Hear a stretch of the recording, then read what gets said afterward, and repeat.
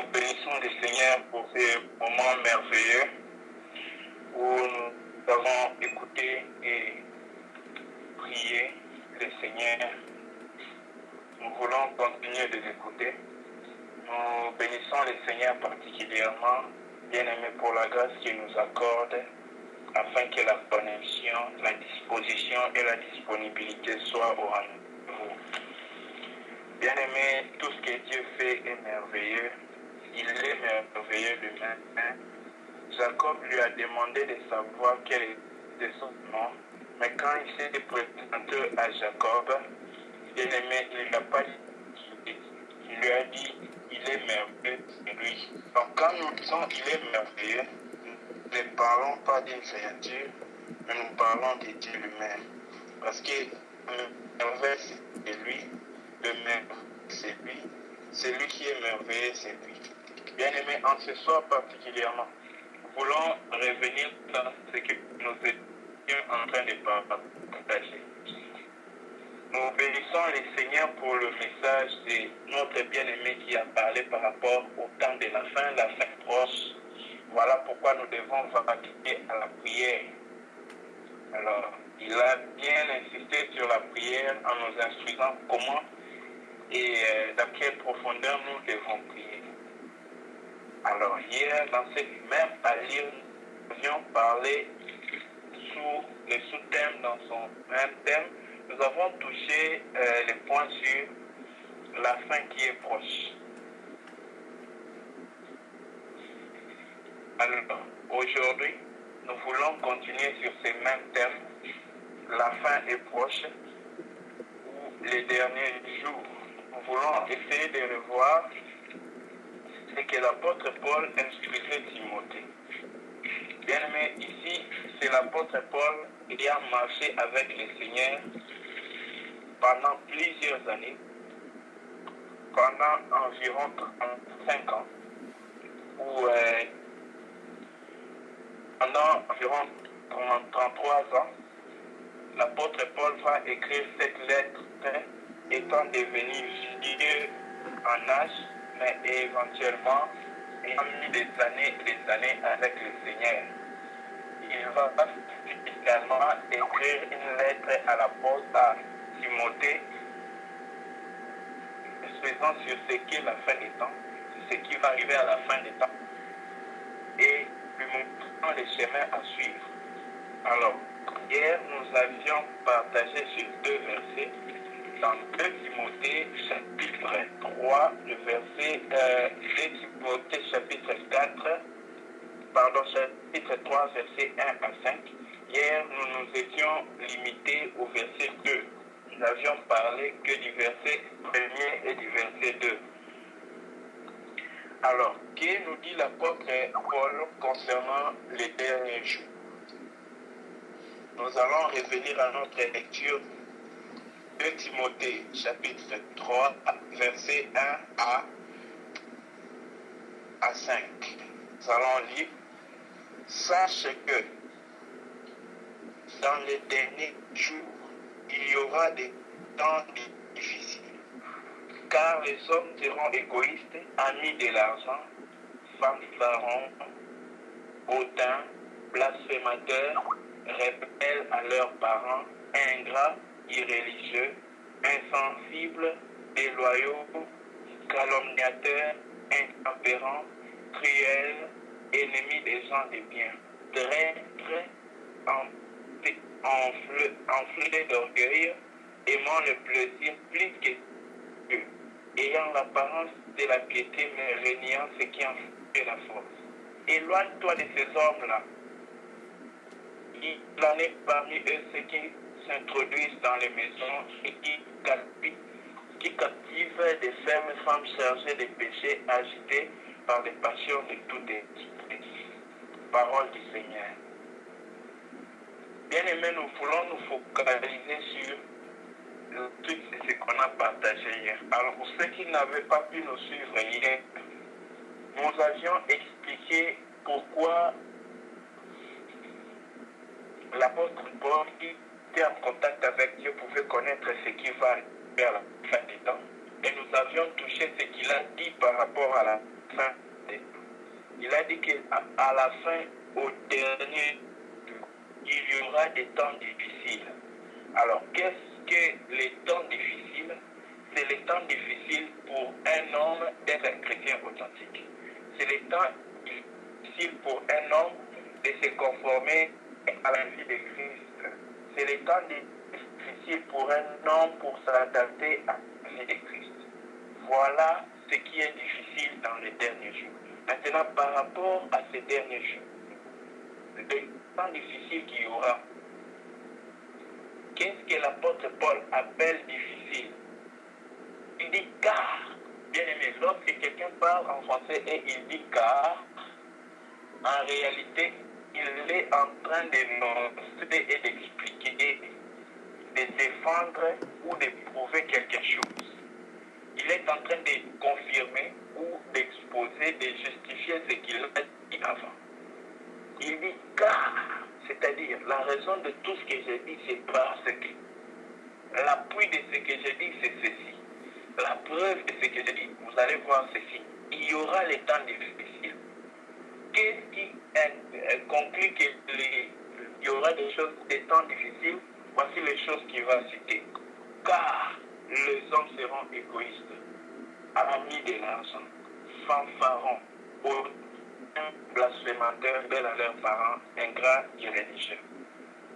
Bien-aimés dans le Seigneur, lorsque l'Éternel Dieu parle par rapport, bien-aimés, au temps difficile, voilà les premières choses que l'Éternel va toucher.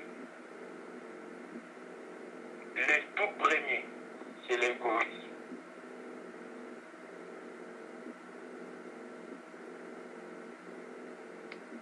Car les hommes seront égoïstes. Hier, on a touché par rapport à l'égoïsme. Pour ceux qui n'étaient pas là, ils peuvent se référer à ce qui est écrit. On a dit que l'égoïste, c'est celui qui est centré sur lui-même. Il dirige vers lui-même. Il fait tout par lui, pour lui, et bien il veut que tout ce qui est bien vienne vers lui. C'est-à-dire, il ne peut pas être content quand on apprécie notre personne. Parce que pour lui, ce qui est bien, ce qui est meilleur doit être à lui, pour lui, vers lui et de lui. Si on dit que ce qui est sorti de notre langue, la parole d'aujourd'hui, ces frères l'avaient bien exhorté, il a mal au cœur. Pourquoi? Parce qu'il veut que quand il y a une bonne exhortation, ce soit lui. Quand on dit par exemple, ah, l'autre non, c'est bien vécu, il a mal au cœur. Je ne dis pas que c'est bien ou c'est mal de créer une différence, non, non. Mais quand on apprécie une autre personne, quand déjà ton cœur n'est pas content de ce qu'un autre a bien fait, de ce que ce qui est bien est attribué à une autre personne, de ce qu'une bonne œuvre est attachée à une autre personne, pas à toi. Bien aimé, c'est déjà Dieu égoïste. Tu ne désires pas que le bien soit à autrui, tu veux que tout ce qui est bien soit lié à ta personne. Or bien aimé, telle n'est pas la volonté de Dieu pour toi et pour moi. La volonté de Dieu est que nous puissions nous réjouir du bien des autres. Et bien aimé, c'était là que l'esprit de Caïn a commencé son œuvre. Et aujourd'hui, tous les enfants de Caïn agissent par le même esprit. S'il a tué Abel, ce n'est pas par méchanceté, c'est par égoïsme. Il ne voulait pas que le bien soit lié à la personne d'Abel. Papa, il mène l'enfant. Ensuite, on a parlé de l'ami de l'argent. On a expliqué l'attraction qu'il y a entre l'homme et l'argent. Un ami de l'argent, c'est quelqu'un qui est lié à l'argent. C'est quelqu'un dont la vie est au dépend de l'argent. Quand il y a l'argent, il est content.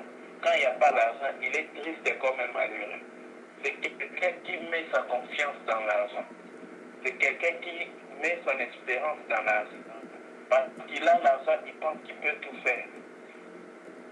Bien aimé, voici les deux premières choses que l'apôtre Paul va citer quand il prévient qu'il y aura des temps difficiles. Car il y aura des temps difficiles parce que les hommes seront égoïstes, parce que les hommes seront amis de l'argent. Voici ce que nous prévient l'homme spirituel qui était l'apôtre Paul. Ensuite, il va dire ceci. parce que les hommes seront fanfarons. Alors, on va essayer de toucher ça pour avancer. Un fanfaron bien aimé, comme vous le voyez, le mot fanfaron provient du préfixe ou du radical fanfare. Nous connaissons les fanfares. Les fanfares font toujours beaucoup de bruit. Ça porte beaucoup de... Un petit, comment on peut dire ça, une petite onde de son sur les fanfares ou qui produit beaucoup de bruit.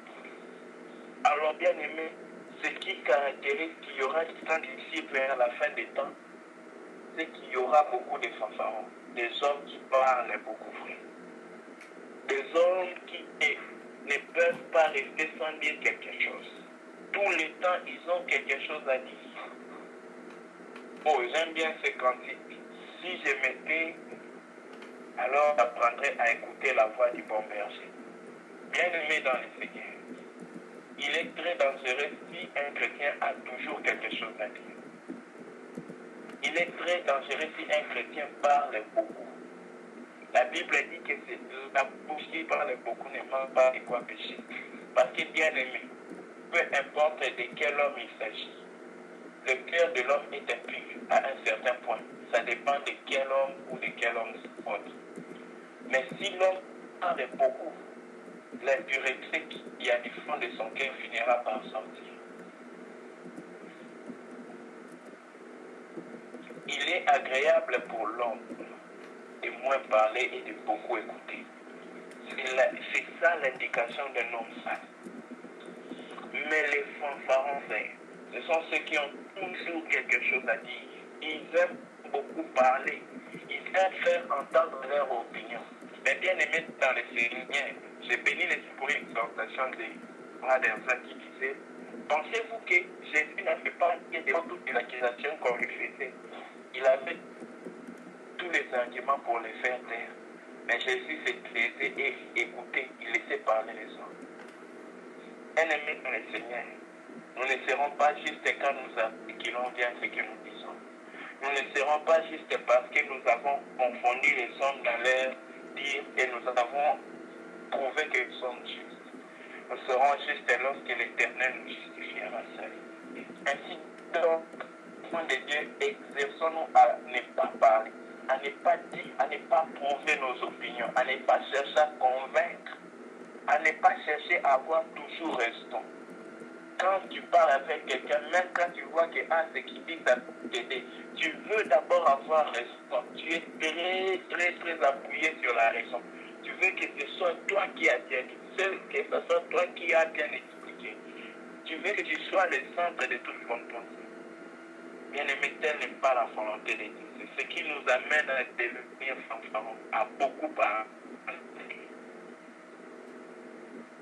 Comme les fanfares, pour un petit pépin, il faut faire beaucoup de bruit. Un petit soufflet, il crée un gros bruit. C'est ainsi que nous nous plaignons, c'est ainsi que nous nous accusons, c'est ainsi que bien aimé, nous murmurons tout le temps contre Dieu. Un petit problème, nous allons accuser Dieu de tout le coup.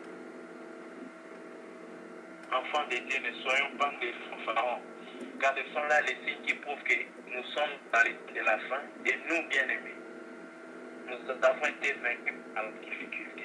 Car il sera difficile, bien-aimé, d'être altruiste dans le temps de la fin. Il sera difficile de ne pas être ami de l'homme dans le temps de la fin.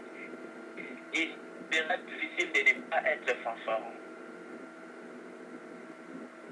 Continuons de voir la justice. Parce que, bien-aimé, c'est quand même, on ne veut pas se taire, on n'arrive plus à écouter Dieu. Lorsqu'on parle, on ne peut pas écouter en même temps. Apprenons à nous taire pour écouter les autres. Apprenons à nous taire pour comprendre les autres. Apprenons à nous taire, bien aimé, pour écouter l'Éternel.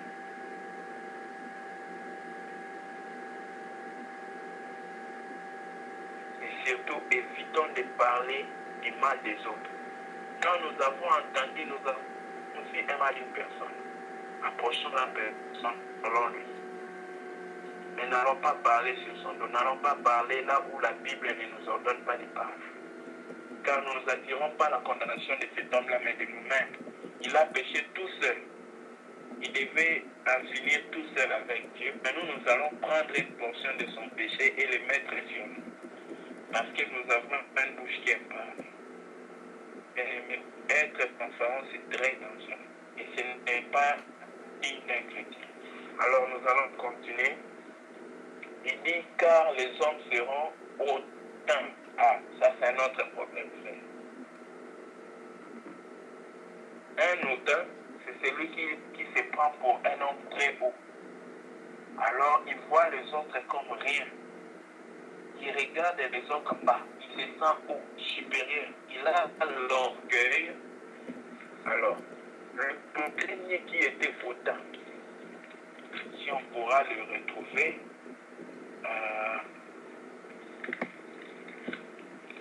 il a dit, voici, je leverai mon trône au-dessus des fils de Dieu. Il voulait être plus haut que tous les étoiles. Bien-aimé, cependant, il a été rabaissé.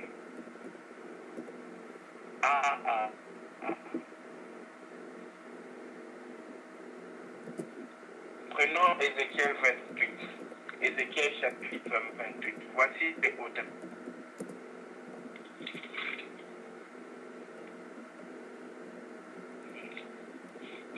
Écoutons ce qu'il dit.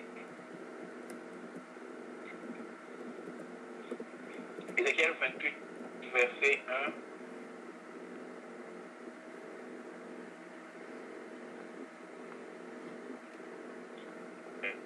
Lisons la parole, Ézéchiel 28, 1, on va descendre juste en bas. La parole d'Éternel me fut adressée en ces mots. Fils de l'homme, dis au prince de Tyr, ainsi parle le Seigneur d'Éternel. Ton cœur s'est élevé, tu as dit, je suis Dieu, je suis assis sur le siège de Dieu, au sein des mers. Toi, tu es homme et non Dieu, et tu prends ta volonté pour la volonté de Dieu. Voici, tu es plus sage que Daniel. Rien de secret n'est caché pour toi. Par ta sagesse et ton intelligence, tu t'es acquis des richesses. Tu as amassé de l'or, de l'argent, des trésors. Écoutez ce qu'il va lui dire.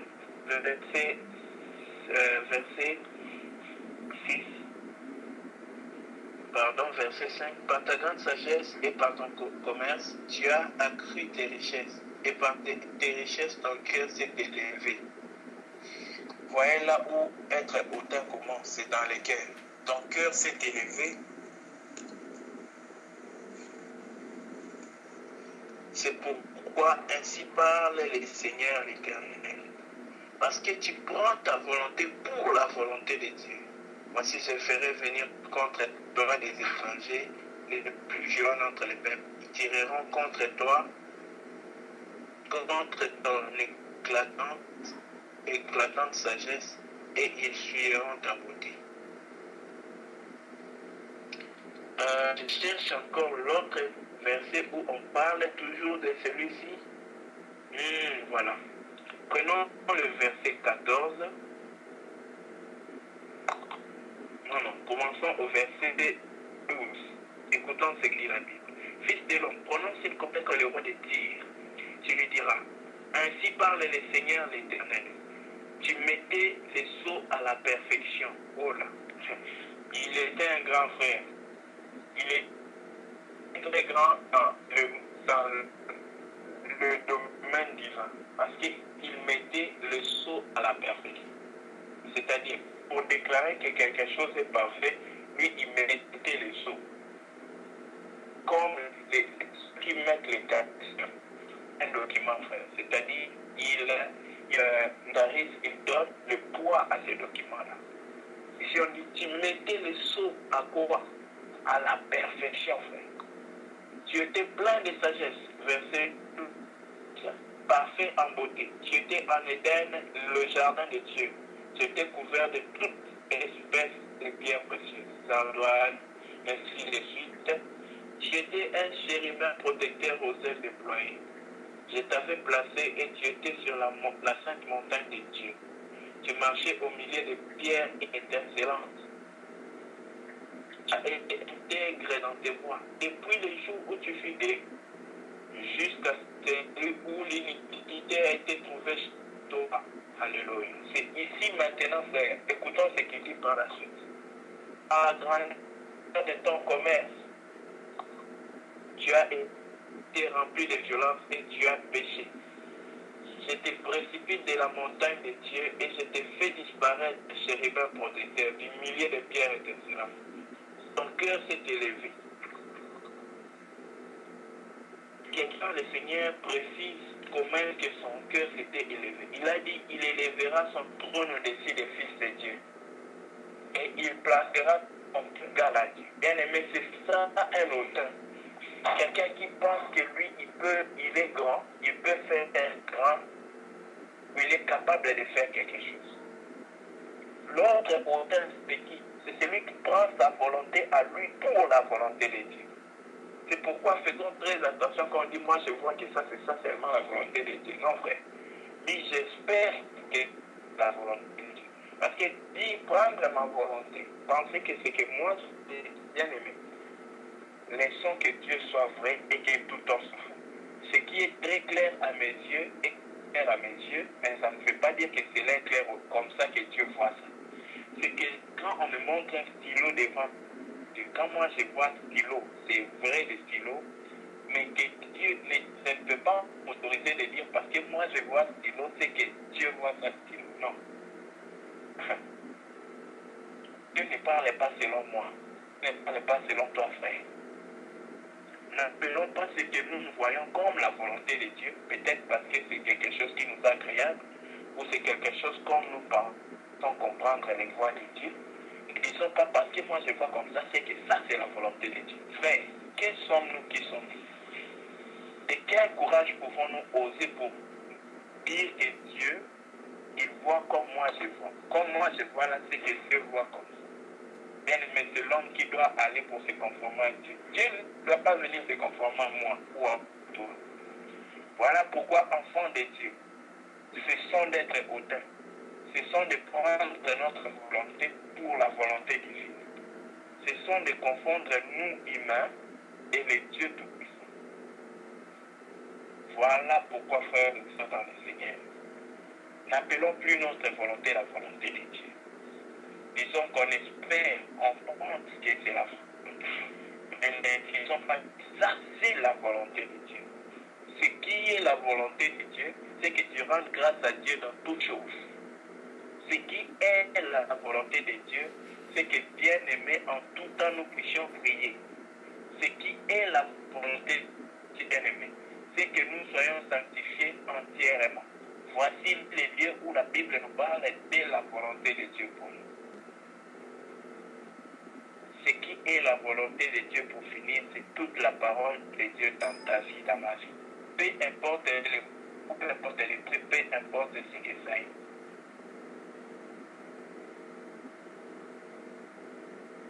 Bien-aimés dans le Seigneur, faisons très attention, nous pouvons être hautains sans le savoir.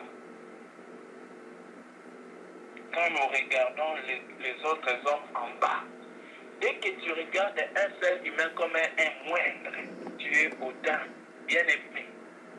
Qui créait Dieu? Qui l'a créé Dieu? Qui a décidé ces circonstances? C'est Dieu. Qui es-tu pour être meilleur que lui? C'est la grâce de Dieu qui t'a permis d'être dans le standard où tu es. Ne minimise personne dans la vie. Même le moindre que tu vois souffrir. Si tu ne peux pas l'aider, laisse-le au lieu de te moquer de lui. Laisse-le au lieu de le dénigrer. Laisse-le au lieu de le minimiser. Qui es-tu?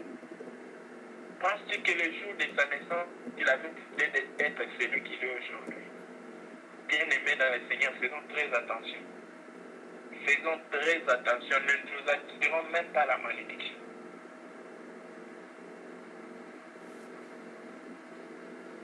Ne minimisons aucun homme créé à l'image de Dieu. Dès que je regarde un seul homme, peu importe qui il est, je le regarde avec dénigrement. Je le regarde bien. Quand il a regardé tous les fils de Dieu, il a dit, j'élèverai mon trône au-dessus de tous les fils de Dieu. Je placerai mon trône au même niveau que Dieu. Le premier qui a commencé à s'élever pour regarder les fils de Dieu en bas, c'était le diable. Les prochains bien-aimés, c'est qui, quand il est fait, qui suivit le chemin du diable. Bien-aimés dans le Seigneur, haïssons d'être hautain, haïssons l'orgueil du cœur d'abord. Il prend moi pour être supérieur aux autres. Les hommes peuvent être moindres, petits, rien devant toi. Considère-les comme tu te considères. Respecte-les surtout. Ne respecte pas les gens qui sont grands. Respecte ceux qui veillent au portail de ta maison. Ta sentinelle. Regarde, il y a là où tu habites. Respecte-les. Aime-les. Les mendiants qui viennent te demander l'argent, c'est avec eux que tu peux savoir si réellement bien aimé, tu as compris ce que ça veut dire être autant.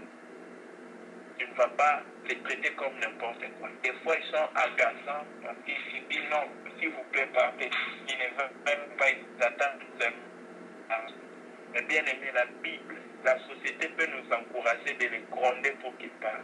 Mais la Bible ne nous dit pas de les gronder pour qu'ils parlent. C'est là où on connaît si nous sommes bien aimés et pauvres en esprit, si nous sommes faibles.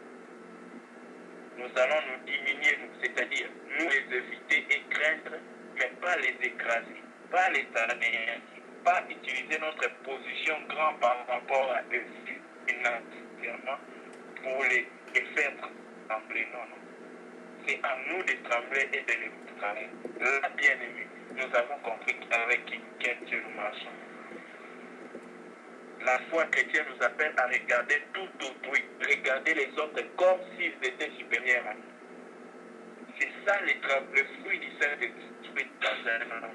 Il apporte cette douceur-là et cette humilité envers les autres. Dès que tu regardes les autres comme s'ils étaient plus importants, bien aimés, je ne dis pas qu'ils sont plus grands que toi. Dès que tu les vois comme s'ils étaient plus importants, mais tu leur donneras de la place.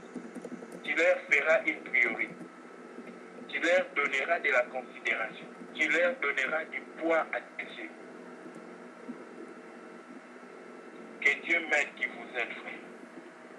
La création entière soupire après la révélation des vrais fils de Dieu. Et ce n'est pas un autre qui va les révéler. C'est toi, c'est moi, c'est nous qui apprenons cette parole. Que nos frères nous enseignent ici tous ce soir. Bien aimé, c'est par notre éducation. Quand tu es humilité, quand tu es humble pour le monde, tu es un bête. Quand tu es humble pour le monde, tu es un idiot. Mais pour Dieu, tu es plus grand. Veux-tu être plus grand devant les hommes ou devant Dieu? Que le Seigneur nous aide. Ensuite, dans les temps de la fin, il y aura des temps difficiles, car des hommes seront blasphémateurs.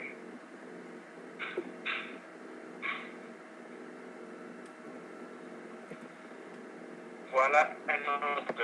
Bien aimé, quand vous allez comptabiliser tous ces caractères que l'apôtre Paul présente comme les signes du temps de la fin, des derniers jours, vous allez voir que la plupart d'entre eux sont liés à la langue, aux paroles que nous disons, aux mots qui sortent de nos bouches. Blasphémateurs. Bien aimé, ce sont ceux qui parlent sans révérence à la sainte autorité de Dieu. Ils parlent sans révérence au sacré. Bien aimé, c'est vrai que l'église, Dieu est là-bas, la maison Dieu est aussi là-bas. Mais parce que c'est un lieu solennel où nous rencontrons Dieu, nous devons marcher avec une crainte et une assurance parfaite quand nous sommes bien aimés, même le bâtiment maison de l'église comme ça. Je n'aimerais pas dire cela en mal ou en trop, et mal à comprendre. Mais bien aimé, à chaque fois que nous sommes en prière, tout homme doit tenir et garder révérence. Pas parce que lorsque nous sommes au milieu de nos amis, ils ne sont pas, Dieu n'est pas là. Mais bien aimé, c'est un signe de la révérence de celui devant qui te ramène en ce moment-là. Nous marchons tout le temps devant Dieu. Mais quand nous prions, bien, nous nous approchons de Dieu. Quelqu'un peut marcher tout le temps devant un roi. Et quand il arrive devant le roi, il doit se prosterner. Parce qu'il est roi. Bien-aimés dans le Seigneur, nous devons faire très attention. De faire que nous soyons blasphémateurs devant Dieu. C'est-à-dire, nous n'avons aucun sens de révérence envers Dieu. Dieu étant celui qu'il est, il mérite toute notre révérence. Pourquoi je parle par rapport à l'Église? Je crains que je me fasse mal comprendre, frère. Aujourd'hui, ça veut que les gens prennent facilement les téléphones, ils chattent, mais il est dans l'église et on est en train de parler la parole du Seigneur. Lui, il a son téléphone, par exemple. Bien aimé. On est dans l'église, on est en train de prier, et lui, il est peut-être en train de parler avec son voisin. Non, frère, quand on est devant Dieu, je suppose qu'on devait tout oublier, même qu'on a un voisin. On se focus sur Dieu. À cause de la révérence de celui qui est lui qui est. Si David pouvait tomber à terre, bien aimé, c'est seulement pour une raison, parce qu'il ne pouvait plus. Il se trouvait de celui qui était à la course avec les troupeaux et il réalise que celui-là est devenu un roi. Il n'avait rien à faire si ce n'est tomber à terre pour se dire. Bien aimé, nous ne devons pas jeter la révérence pour Dieu. Nous ne devons pas oublier cela. Un blasphémateur, ce n'est pas seulement par la bouche, c'est même par les actes. Certains langages pareils commencent à devenir communs même parmi les chrétiens. Tu peux entendre aujourd'hui un chrétien dire « Ah, ça même Dieu, je n'aime pas ça qu'il va faire. Ça d'ailleurs, Dieu même ne va pas. Même Dieu d'ailleurs, il fait ça avec un tel. Oh Dieu d'ailleurs, il fait ça avec Satan. » Frère, de quel Dieu nous parlons? Ça, c'est blasphémie. C'est dire le nom de Dieu comme un nom sans révérence.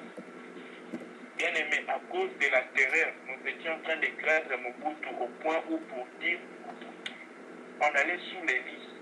Les enfants d'Israël ne savaient pas comment écrire le nom de l'Éternel parce qu'ils craignaient mal écrire ce nom-là. Mais la crainte de Dieu qu'avaient les Juifs est partie loin de nos cœurs aujourd'hui. Pourquoi, frère? Parce que nous ne craignons plus Dieu. La crainte de dire le nom de Dieu n'est plus dans nos bouches. Dans nos causeries vaines, nous adressons Dieu pour mettre des bêtises. Il y a même une comédie aujourd'hui, un triste frère, que j'ai vu sur Facebook, et je suis congolais. Quelqu'un comme ça ne s'aventurer avec le nom de Jésus. Mais nous sommes très loin des grands de les référer. C'est pourquoi nous faisons les bien jouer une blague. Et tu sauras si tu es pressé par rapport à ta vie. Je saurai si tu es pressé par rapport à ma vie. Si même lorsqu'on fait de lui une blague, cela nous interpelle. Si ça ne t'interpelle pas, frère, qu'il n'est rien pour toi. Même ton papa, si on joue avec son nom, tu vas déjà changer ton numéro. Pas parce que tu es colérique, mais parce que personne ne tolérait qu'on diminue le nom de son père. Bien évidemment, maintenant c'est ton Jésus qui est 10 000 fois plus que ton papa.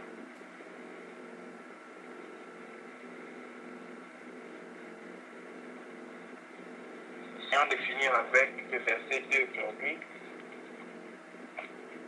Les hommes seront blasphémateurs. Écoutons la suite. Les hommes seront rebelles leurs parents. Oh bien aimé, ça c'est quelque chose de régulier dans ces temps. Facilement, des enfants ne craignent plus leurs parents. Quand ici l'apôtre Paul dit que les enfants seront rebelles à leurs parents, les hommes, il ne dit pas parce que leurs parents feront ça ou car leurs parents feront ceci. Peu importe ce que les parents font, nous en tant qu'enfants, bien aimés, nous sommes appelés à être bien aimés, obéissants aux parents. soumis. Jusqu'au jour où tu quittes la maison de tes parents avec leur bénédiction, leur accord, et tu demeures enfant pour eux, mais tu peux même décider de ce que tu fais dans ta vie. Mais ça ne veut pas dire, bien aimé, que tu vas maintenant marcher sur la tête des parents. Non. Non, jamais. La Bible nous interpelle à considérer les parents, les respecter hautement. Parce qu'après Dieu sur la terre, nous devons écouter, nous soumettre à nos parents. Bien aimé, toute attitude rebelle, il y a des enfants aujourd'hui qui se permettent de surnommer leurs parents, de blaguer avec leurs parents. Même si ton père prend cela pour la blague, ne t'amuse pas avec. Que ta mère prenne ça pour rien. Blaguer avec les parents, te moquer d'eux. Blaguer quand par exemple ils oublient quelque chose, ça fait bien aimé dans les enfants de Dieu, évitons cela. Ne normalisons pas ce qui est mal, ne commençons pas à trouver ça normal.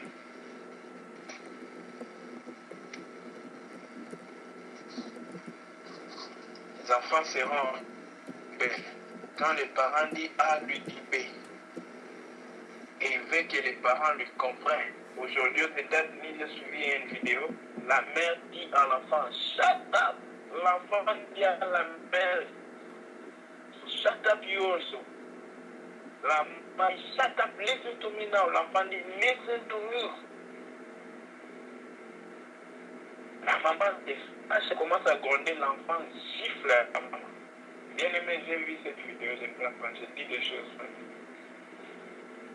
Et l'enfant lui dit, look at how you are. You can't even listen to me and you want me to listen to you. Bien aimé, il faut que les parents ne doivent pas inciter leurs enfants à la colère. Nuire leurs enfants. Mais à un enfant, voici ce que le Seigneur dit. Il dit de ne pas être rebelle à ses parents. Même quand tu deviens grand, très grand, un grand homme, un homme respecté, un homme n'oublie pas que c'est de cette mère-là que tu es sorti. N'oublie pas que c'est celui qui a pris soin de toi. Il a même un jour tiré la meurtre qui coulait de tes narines parce que ton nez était bouché. Bien aimé dans le Seigneur, respectons nos parents, ne les déshonorons jamais. Même quand ils nous blessent, même quand ils nous font du mal, prenons toujours les premiers pas pour couvrir leur âme. Prenons toujours les premiers pas pour prier pour eux devant l'Éternel. Et nous verrons la bénédiction de Dieu courir après nous dans tout ce que nous allons faire. Il y aura des temps difficiles car les hommes seront ingrats. Une attitude aimée, c'est très grave. Les hommes sont ingrats. D'abord, bien aimé, l'ingratitude, c'est une attitude. L'ingratitude est une attitude envers Dieu et envers les hommes. Après, le premier signe de l'ingratitude, c'est le murmure.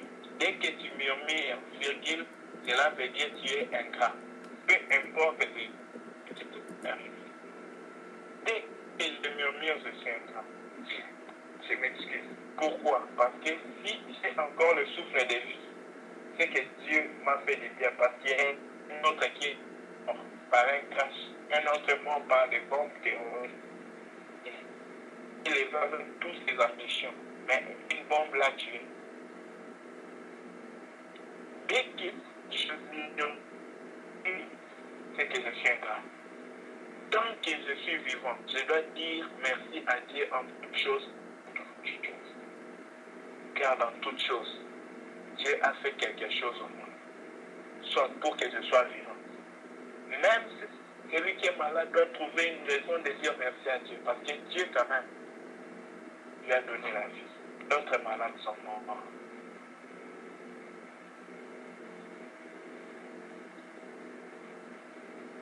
L'ingratitude envers les hommes. Quelqu'un peut t'avoir fait du bien, demain il revient pour te demander un petit service. Ou demain quand tu le vois, tu l'évites même de salir. Pourtant, cet homme-là t'a fait du bien. Quelqu'un t'a fait du bien, demain quand tu es devenu grand, tu ne peux même plus les sentir.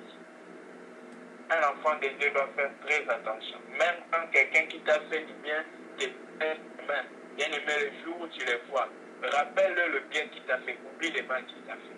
Si Dieu est venu vers nous, c'est parce qu'il a vu notre bien, il n'a pas vu notre mal. Jusqu'à quand continuer de voir le mal que les autres nous font, parce que nous ne voyons pas le bien qu'ils nous font. Que le Seigneur nous aide. Dans les temps de la fin, enfin, les hommes seront irréligieux. Les irréligieux, frères, ce sont ceux qui deviennent facilement des blasphémateurs, parce qu'ils n'ont pas le respect de ce qui est sacré. Tout ce qui est sacré, frère, nous devons respecter cela.